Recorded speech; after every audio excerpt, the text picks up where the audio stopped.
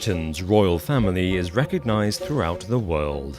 Its matriarch, Queen Elizabeth II, is incredibly popular. She has reigned longer than any other living monarch, having ruled for 65 years. In that time, she's outlasted 13 prime ministers and 12 US presidents. Inside sources, an American-funded investigation unearthed the details behind a maneuver by the British government to attain autonomous control over Great Britain. The case evidenced by private investigator Randy S. Altman states that Queen Elizabeth II had in fact passed away in March 2013, when she was hospitalized for the first time in a decade. Queen Elizabeth is in the hospital. Doctors believe she is battling the stomach flu, and at 86 years old, they want to keep a close eye on her. However, non-circumstantial evidence supports the case that the Queen had indeed perished 1 month from her 87th birthday. The investigation concludes that the Queen that the world eye has been seeing since her passing is in fact a fake, a robotic replica of the Queen's likeness, commissioned by the British government and produced by the Chinese underground technological development corporations.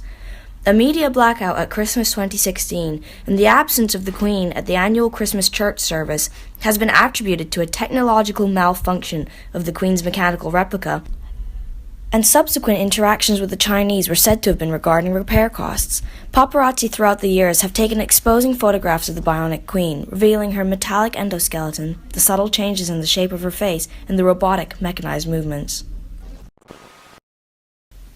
Initial intel was received in the form of a voluntary interview with the Queen's former handmaid. However, this interview was never published due to the government's dealings with nationwide broadcasting services to cover the truth of the Bionic Queen's identity. American investigator Randy S. Altman has now excavated the footage as part of his case. Welcome to BBC Breakfast with Jamie Mount. Up next, our BBC News correspondent Voyo in Windsor has been speaking to the maid of Queen Elizabeth II, who allegedly has been fired and blacklisted for accidentally unearthing the chilling truth behind the royal family. Yes, thank you, Jamie. I'm currently here with Queen Elizabeth II's former handmaid, whose identity and voice we will not be disclosing. So, you've reached out to us about this new discovery. Why? I solidly believe that the public deserves to know in the fullest of truth who their Queen truly is. She's fake. The entirety of the royal family is a hoax, orchestrated by our British government. Could you elaborate a little on that? What exactly do you mean by fake? Well, I knocked and entered my lady's chambers, as I always do, after having filled her bath after supper. And my God, it was terrifying. I cannot express, honestly, it was terrifying. My lady turned around, and it was not her aged and wise face which met me, but a metallic skeletal humanoid, such as if from a film. Eyes like lenses, wires trailing from her neck, a strange skin-like covering draped over the chair next to her. Are you suggesting that our Queen, the Queen, Queen Lizzie II, Elizabeth Windsor, is actually some form of robot? Some form of artificial intelligence? Yes, precisely that.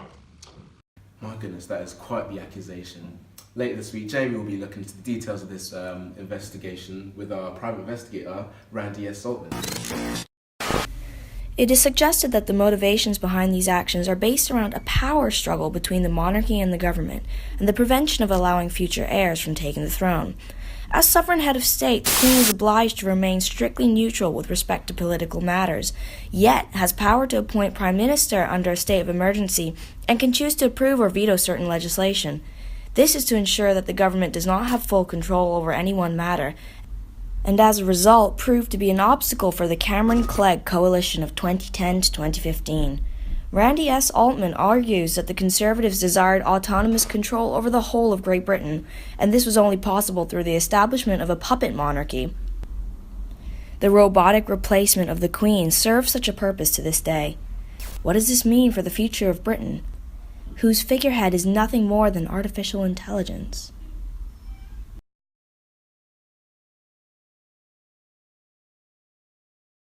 I wish you all a very happy Christmas. Happy Christmas. I will destroy humans.